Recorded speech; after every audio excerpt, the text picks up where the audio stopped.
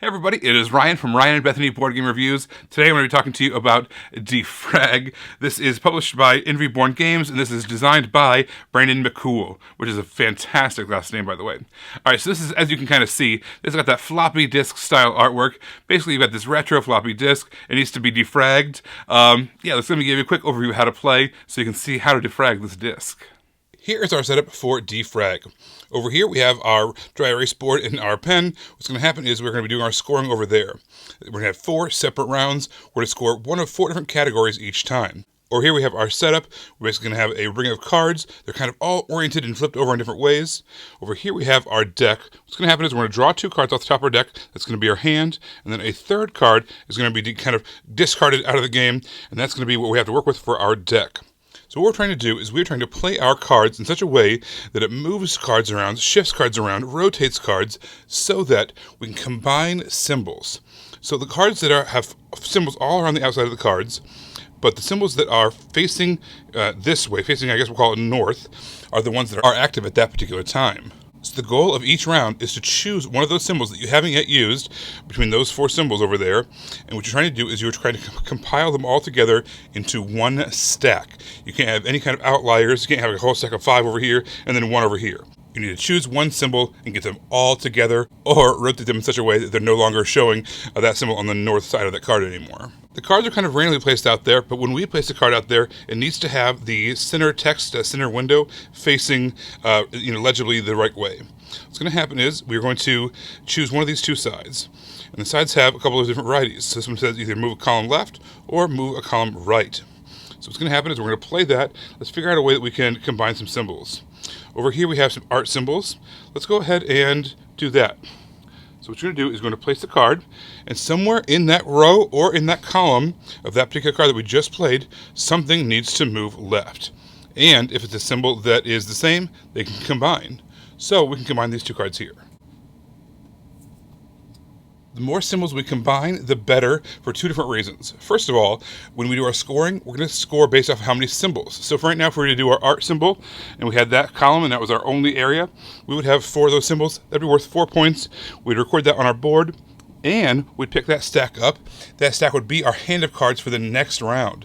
So it's advantageous to get as many cards on there as possible with as many symbols as possible to both score highly, as well as give ourselves a lot of cards to move and use next round. Alright, so we've got 1 card. We're going to draw another card, so we've got 2 cards again. And again, we kind of flip these around. This one's a great one. This one's kind of like a move any direction symbol, so that's a really strong one. Let's figure out a good way to use that.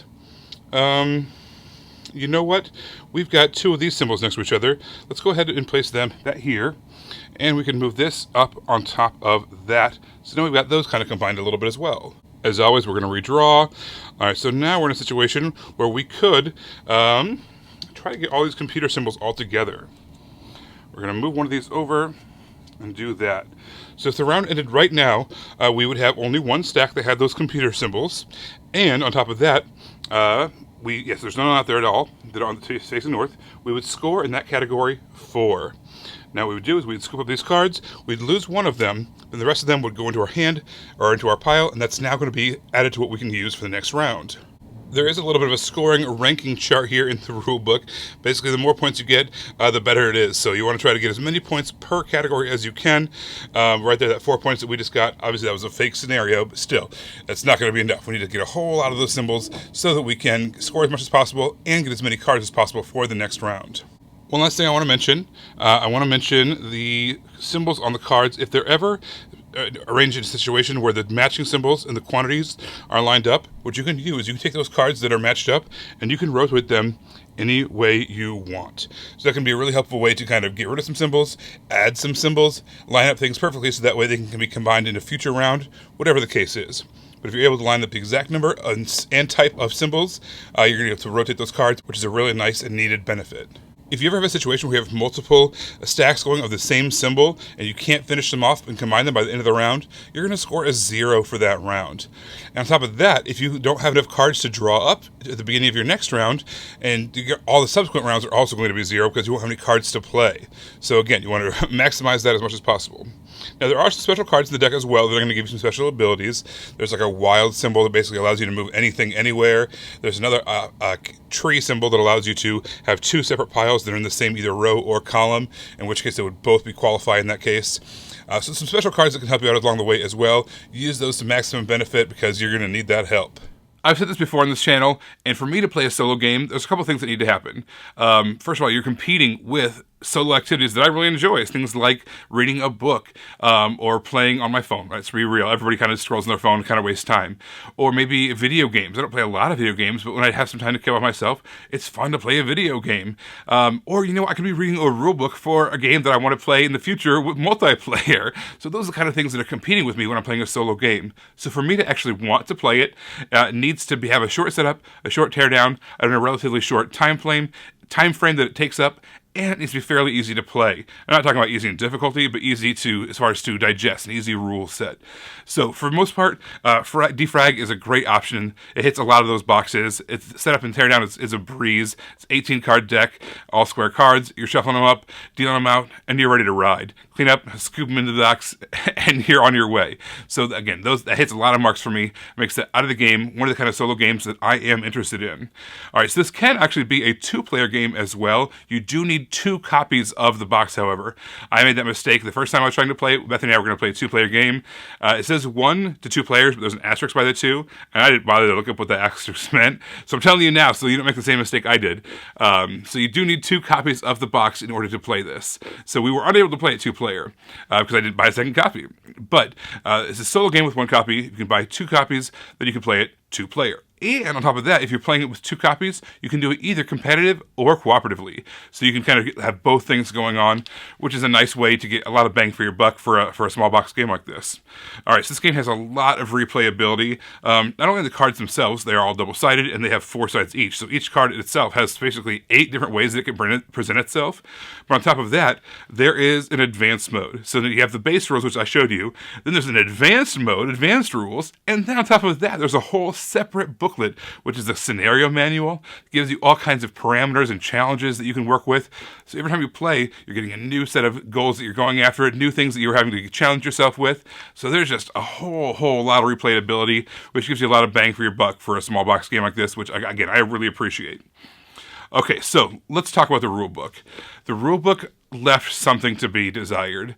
I had a really hard time digesting it the first time. I read it once, and I was like, I think I got it. I started setting it up, and I got immediately to a point where I was like, I don't understand what to do in this situation. And so I had to read it again. Still didn't make sense. I went and watched some videos online. They contradicted each other, and they contradicted the rule book.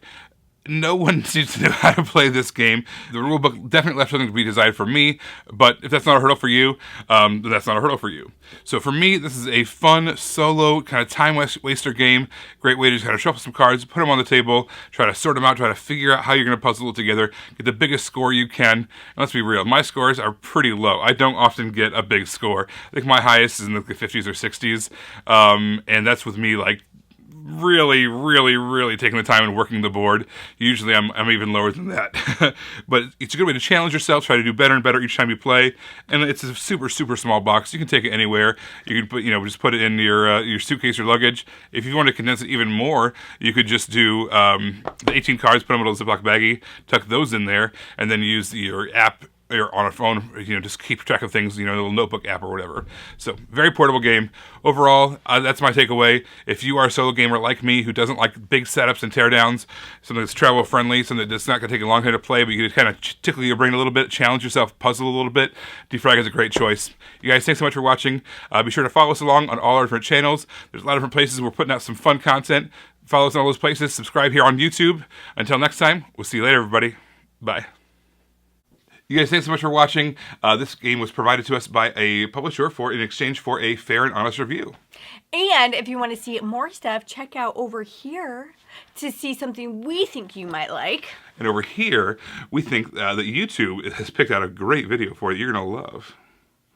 Thanks, guys. We'll see you next time. Bye.